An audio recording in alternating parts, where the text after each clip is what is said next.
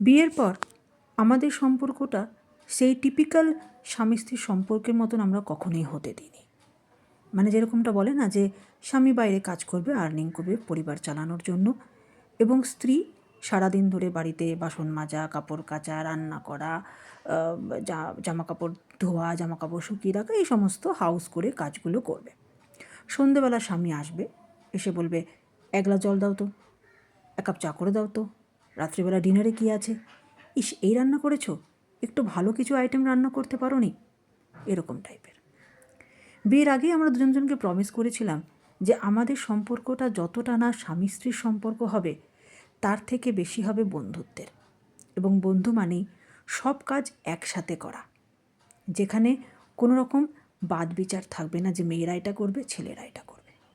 এবং সেই জিনিসটা যে ও এতদিন ধরে 10 বছর ধরে যে মেনটেন করে এসছে, তার জন্য আমি খুবই লাকি। সবসময় সব কাজ আমরা একসাথে করি। ওর সমস্ত কাজে যেরকম আমি ওকে হেল্প করি, আইডিয়াস দিই, আমি ওকে এনকারেজ করি, সেরকম ও আমার সমস্ত কাজে আমাকে হেল্প করে, আমাকে আইডিয়াস দেয়। দুজন দুজনকে এনথুজিয়াস্ট করি। লোভ দেবেন না কিন্তু, হিংসাও করবেন না কিন্তু। খুবই ইজি নিজেদের সম্পর্ককে ব্যালেন্স করা, আন্ডারস্ট্যান্ডিংয়ের মাধ্যমে সেই সম্পর্কটাকে একটা সুন্দর সম্পর্কের মধ্যে নিয়ে যাওয়া, যেটা আমরা সবাই চাই এবং যেটা হওয়া উচিত।